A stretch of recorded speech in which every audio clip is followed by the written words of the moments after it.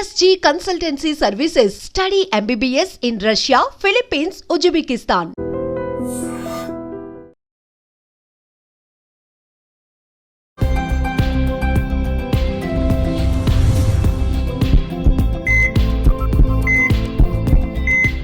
నమస్తే, welcome back to IT media. Healthy conversations in IT media ప్రోగ్రామ్కి అందరికీ స్వాగతం.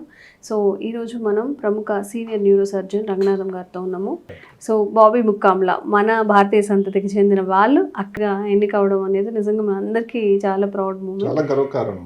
ఏంటంటే ఆయన మెంబర్గా కాదు, ఆ ప్రఖ్యాత సంస్థ ఏదైతే 1847లో స్థాపించబడిందో American doctors association, medical association, దానికి అధ్యక్షుడిగా ఎన్నికయ్యాడు, మెంబర్గా కాదు. ఆ సంస్థ తాలూకా చరిత్రలో ఒక భారతీయ సంతతి డాక్టర్ ఇంతవరకు ఎప్పుడు కూడా ఎన్నిక కాలేదు. అంటే చాలా గొప్ప విషయం కదా. అందులో ఆయన వయసు ఉన్నదల్లా 53 ఏళ్ళు. ఇప్పుడు ఆ సంస్థ గురించి ఆలోచిస్తే అందులో మెంబర్స్ ఏమిటంటే 2,16,000 పైన డాక్టర్లు ఉంటారు. అన్ని అంటే అమెరికాలో ఉన్న ప్రతి డాక్టర్. ఇప్పుడు మనకి ఎయిమ్స్ ఎలాగో అక్కడ లైక్ ఎయిమ్స్ కన్నా అది ఇండియన్ మెడికల్ అసోసియేషన్ ఒకటి ఉంది. అంటే డాక్టర్స్ అందరికీ ఒక అసోసియేషన్ ప్రాక్టీస్, అలాంటిది అమెరికన్ మెడికల్ అసోసియేషన్. అది దానికి అధ్యక్షుడు. ఇంకా దీని ముఖ్యత ఏమిటంటే ఇప్పుడు వాషింగ్టన్ DC ఏదైతే అమెరికా రాజధానిలో ఏదైనా పనులు కావాలంటే వీళ్ళకు ఉన్నటువంటి చొరవ, అక్కడ ఎబిలిటీ వాళ్ళకి చేయడానికి ఇంకెవరికి లేదు. రాజకీయ పార్టీలకు ఫండింగ్ ఇస్తారు, గ్రాంట్స్ ఇస్తూ ఉంటారు. అంటే చాలా ముఖ్యమైన, చాలా పట్టు ఉన్నటువంటి ఒక సంస్థ. దానికి ఒక భారతీయ లేకపోతే ఇన్నాళ్ళలో ఎప్పటి నుంచో భారతీయులు అక్కడ వెళ్తున్నారు డాక్టర్లు. మరి ఆయన ఇంకొక అధ్యక్షుడు ఎందుకు కాలేదు? మెంబర్స్ అయితే అందరూ. అది గొప్పతనం. అదే కాకుండా ఇక్కడ 2-3 విషయాలు. ఈయన వయసు 53. గత సంవత్సరం నవంబర్లో ఒక దగ్గర మీటింగ్లో మాట్లాడుతూ ఉంటే ఆయన ఒక విషయం ఆయన మాటల్లో తర్వాత ఇంటర్వ్యూలో చెప్పాడు. బ్రెయిన్ ఫాట్ అని చెప్పాడు. మనం ఫాట్ వాకింగ్ అని మనం ఒకసారి, అది వినడానికి కూడా కొంచెం తేడాగా ఉంది. బ్రెయిన్ ఫాట్ అంటే మెదడు, దాన్ని మామూలుగా తర్జుమా చేసుకుంటే మెదడు లోపల అపాన వాయువు అన్నట్టు. కొంచెం విచిత్రంగా ఉంటుంది, ఎబ్బెట్టుగా కూడా అనిపిస్తుంది. అదేమిటిది? బ్రెయిన్ ఫాగ్ అని కొన్నాళ్ళు మాట్లాడుకున్నాం. ఏది కోవిడ్ టైంలో బ్రెయిన్ ఫాగు అసలు పూర్తిగా మేదంతా తెర అయిపోయింది, జ్ఞాపకం లేదు. అలాగే స్పీచ్ చేంజ్ అనిపిస్తుంది ఒకటి. సీనియర్ మూమెంట్, పెద్దవాళ్ళు వచ్చేదాని ప్రాబ్లం. ఇలాగ దానికి కొన్ని పేర్లు ఉన్నాయి. మొత్తమే జరిగింది ఏమిటి?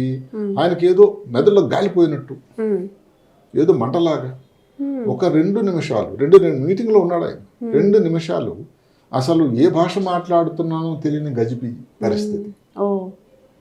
2 నిమిషాలు తర్వాత తేరుకున్నాడు.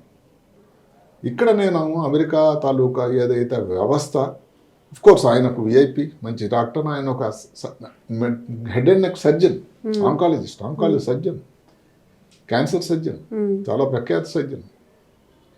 1970 ప్రాంతంలో వాళ్ళ తల్లిదండ్రులు ఇద్దరు కూడా ఆంధ్ర రాష్ట్రం, ఇప్పుడు ఆంధ్రప్రదేశ్ అప్పటిది, ఆ దేశానికి వెళ్ళారు వలస.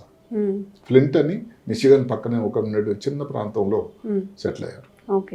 మెచ్చుకోవాల్సింది ఏంటంటే ఇప్పుడు కూడా వాళ్ళు అక్కడే ఉన్నారు. ఈ డాక్టర్ ముక్కామల, ఆయన పేరు శ్రీనివాస్ బాబీ ముక్కామల. బాబీ ఎందుకు వచ్చింది మనకు వివరాలు అయితే లేవు, కానీ వాళ్ళు ఫాలో అయ్యేది మాత్రం హిందూ మతమే, హిందూ ధర్మమే అని సమాచారం.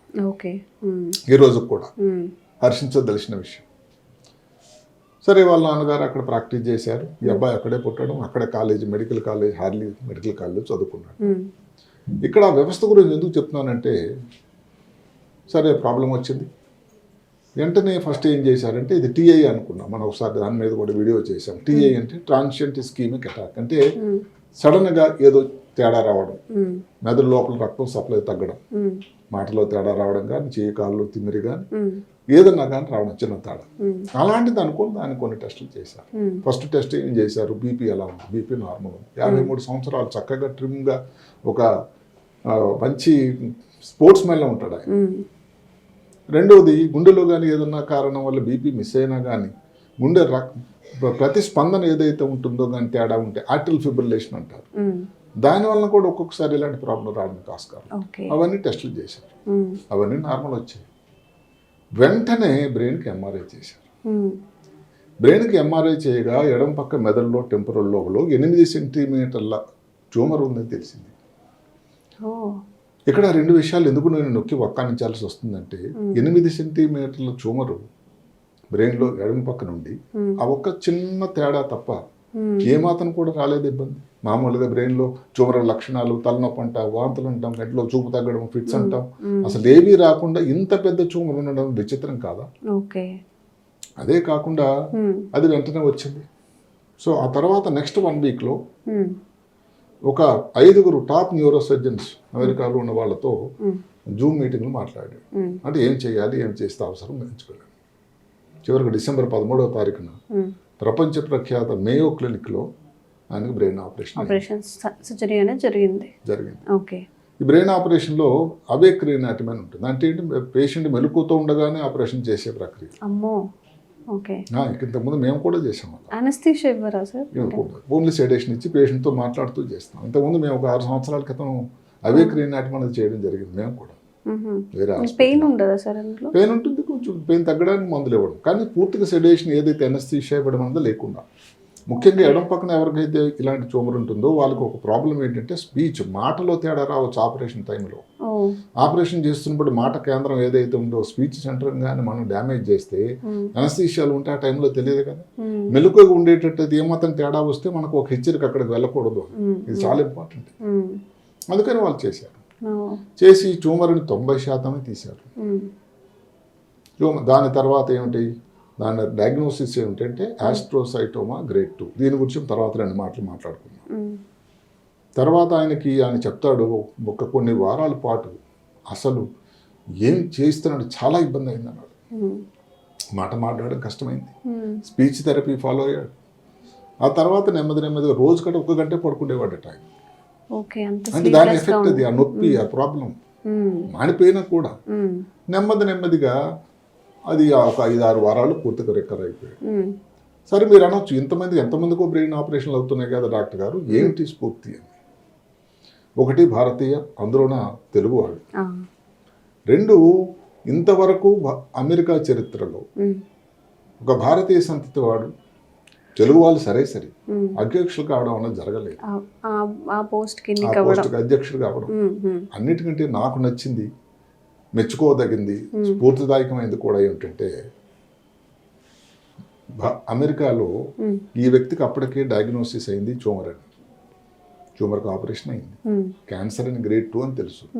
అయినా కూడా అక్కడ ఉన్న వ్యక్తులందరూ కూడా దీనికి ఆయన అర్హుడు, అప్పటికే ఆయన ప్రెసిడెంట్ ఎలెక్ట్, అంటే అతనికి డెసిషన్ అయిపోయింది ఈయన అవుతాడని. అప్పుడు కూడా విరవకుండా వాళ్ళ అభిప్రాయాలను మార్చుకోకుండా శ్రీనివాస్ బాబీ ముక్కామల్ని ప్రెసిడెంట్గా చేయడం ఆ సమాజం, ఆ డాక్టర్లు ఉన్నటువంటి అందరి డాక్టర్లని మెచ్చుకోవాల్సిన విషయం. ఆయన ఎంత నమ్మారు ఆయన వర్క్ని అంతా. ఈ మధ్యన 13వ తారీఖు నెల ఆయన దాన్ని అఫీషియల్గా ప్రెసిడెంట్ అయ్యాడు, ప్రమాణ స్వీకారం చేశాడు. అప్పుడు చెప్పిన కొన్ని మాటలు ఇంకా నాకు స్ఫూర్తిదాయకంగా అనిపించాయి. అంటే ఇది మన వలస వెళ్తున్నటువంటి భారతీయులు కొంతమంది ఏంటంటే వాళ్ళకి చాలా ముఖ్యమైన విషయం. అంటే ఏదో కారణాన్ని ఇక్కడ వ్యక్తుల పేర్లు చెప్పకపోయినా కానీ భారతదేశంలో సౌకర్యాలు కించపరచడం, లేకపోతే అమెరికాలో సౌకర్యాలు చాలా ఎక్కువ ఉన్నాయో అని చాలామంది చెప్తుంటారు. ఈయన ఆ విధంగా చెప్పలేదు. ఎందుకంటే అక్కడ ఇంటర్వ్యూయర్ ఏమన్నట్టు ఏదైతే ఇంటర్వ్యూ చేసిన వ్యక్తి ఏమిటి మీరు అది సంవత్సరం పాటు ఉంటుంది ఆ పదవి, మీరు ఏం చేయబోతున్నారు అంటే ఆయన చెప్పిన మాటలు, ఈ ట్యూమర్ వచ్చిన తర్వాత think called wisdom of tumour. అంటే ట్యూమర్ వచ్చిన తర్వాత నా ఆలోచన, నా తాలూకు తెలివితనాలు వేరేగా ఉన్నాయి. దానివల్ల అతను ఒక రికవరీ కానీ ఒక ఆశ, ముందు జనాలకి ఇప్పుడు ప్రపంచం అంతటా కూడా 1,00,000 కొలది బ్రెయిన్ ట్యూమర్లు అవుతున్నాయి, 1,00,000 కొలది బ్రెయిన్ ఆపరేషన్లు అవుతున్నాయి. అయితే బ్రెయిన్ ట్యూమర్ అనేసరికి మన దేశంలో కానీ ఎక్కడన్నా కానీ ఫస్ట్ మన రాష్ట్రంలో కానీ బ్రెయిన్ ట్యూమరా, ఆపరేషనా, ఎలా ప్రాబ్లం, రికవర్ అవుతాడో లేదో ఇన్ని అనుమానాలు ఉన్న సమయంలో ఇంత స్ఫూర్తిప్రదాత ఆయన ఆ ఇంటర్వ్యూలో అంత నవ్వుతో చక్కగా ప్రతి వివరం చెప్పేటువంటి స్పీచ్, పూర్తిగా ఎడం పక్క ఆపరేషన్ అయింది కూడా ఏమాత్రం అఫెక్ట్ అవ్వకుండా ఉన్నటువంటి ఆ ఏదైతే సీన్ ఏదైతే ఉందో క్యాస్ సీన్. ఎందుకంటే ఆయన అందుకనే స్ఫూర్తిప్రదాత. రాబోయే ఎవరికన్నా బ్రెయిన్ ట్యూమర్ రామని ఎవరికి మనం కోరుకోం. వచ్చిందంటే కూడా ఈ రోజుల సౌకర్యాలు అన్నీ ఉన్నాయని ఫెసిలిటీస్ ఉన్నాయన్నీ. ఇంకొక మాట నాకు చాలా నచ్చింది ఏమిటంటే ఆ ఫ్లింట్ అన్నది మిషిగన్లో ఒక పేద ప్రాంతం. వాళ్ళ తల్లిదండ్రులు వెళ్ళి నుంచి అక్కడే ఉన్నారు. నేను కూడా అక్కడే చదువుకున్నాడు. అక్కడ నుంచి మన షికాగోలో దానికి ఏదైతే అమెరికన్ మెడికల్ అసోసియేషన్ అధ్యక్షుడిగా ప్రమాణ స్వీకారం చేశాడు. ఆయన అంటాడు ఈ ఫ్లింట్ అనే ప్రాంతంలో కొంచెం వాటర్ సప్లై తక్కువ, క్రైమ్ ఎక్కువ. అలాంటి ప్రాంతంలో నేను చదువుకున్నాను. ఇప్పుడు నేను విఐపిని కాబట్టి కొన్ని ఒక వారంలోనే అంత డయాగ్నోస్ అయిపోయింది. దయచేసి అందరూ అనుకోకండి మిగతా ఏదైతే ఫ్లింట్లోనే ఉన్న వారికి ఏదైతే పక్కన ఏదైతే కొన్ని కిలోమీటర్ దూరంలో ఉండే వాళ్ళకి ఇదే రకమైన వైద్యం అందుతుందా అంటే కాదు. అంటే అక్కడ ఉన్న లిమిటేషన్ ఏదైతే సౌకర్యాలు అమెరికాలో కూడా ఉన్న సౌకర్యాల గురించి ఆయన క్లియర్గా చెప్పాడు. సో అది చాలా ముఖ్యం. అదే కాకుండా ఆయన అన్నాడు అమెరికాలో వ్యవస్థ ఏమిటి, ఫస్ట్ ఒక ఎంఆర్ఐ చేయాలి, దానికి అప్రూవల్ తీసుకోవాలి, అంటే దానికి ఇది చేయొచ్చు అనుమతి, కొంతసేపు దానికోసం వెయిట్ చేయాలి, మళ్ళీ తర్వాత ఎంఆర్ఐ కోసం అపాయింట్మెంట్ కోసం వెయిట్ చేయాలి, తర్వాత ఎవరో ఒక ప్రఖ్యాతమైన వ్యక్తి ఒక టాప్ న్యూరోసర్జన్ ఆపరేషన్ చేసేదానికి దొరుకుతుందా లేదా. ఇలాంటి వ్యవస్థ ఉన్న సమయంలో నేను విఐపిని కాబట్టి దీనికి అయింది. ఎంతమంది ఇలా క్లియర్గా చెప్తారు చూడండి.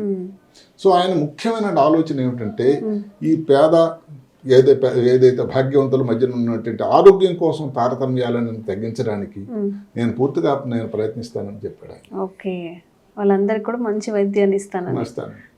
ఎందుకు అంటే అమెరికాలో ఇంత ప్రగతి చెందిన వైద్యం ఇన్ఫ్రాస్ట్రక్చర్ ఉన్నా కూడా అమెరికాలో కూడా కొన్ని ప్రాంతాలు ఈ పేద భాగ్యవంతుల మధ్య తేడా ఉంది, బిఏపీ కల్చర్ ఉంది. కాబట్టి అందరికి కూడా అదే రకమైన వైద్యం అందేయడానికి ప్రయత్నం చేయాలి. సో అక్కడికి వెళ్ళగానే అంతా జరిగిపోతుంది అనే అది కూడా చెప్పాడు. ఇన్సూరెన్స్ గురించి కూడా ఇదే వ్యవస్థ. దానికి ఒక 2 మాటలు చెప్పాడు ఆయన. అవర్ పేషెంట్స్ డిజర్వ్ మోర్, అంటే మన పేషెంట్లకి ఇంకా బెటర్ వైద్యం, వాళ్ళ హక్కుదారులు. డాక్టర్స్ కూడా ఫెసిలిటీస్ చాలా అవసరం, హక్కుదారులు. The doctors deserve better, the nation deserves better. మన దేశం కూడా ఎంతకంటే బెటర్గా ఉండాలి అని ఈ మాటలు నాకు ఎంతో నచ్చాయి. ఎందుకంటే ఆపరేషన్ అయిన తర్వాత ఎంతో మంది ఇంకా నా జీవితం ఇంతే అయిపోయింది, ఇక్కడతో అయిపోయింది అని, నేనేం ఏం చేయలేను ఆపరేషన్, అందులో ఎడం పక్క మాట. అసలు ఎంతమంది పేషెంట్లు నేను చూస్తున్నాను 43 సంవత్సరాలు నా అనుభవంలో న్యూరో సర్జరీతో ఆపరేషన్ అయిపోయి మాట తేడా ఉంటుందని అంటే ఫస్ట్ ఆఫ్ ఆల్ చుట్టాలందరూ భయపడిపోతారు. మరి అదేగా ఆలోచిస్తే శ్రీనివాస్ ముక్కామల ఈరోజు అమెరికన్ మెడికల్ అసోసియేషన్ ప్రెసిడెంట్ అయ్యేవాడు.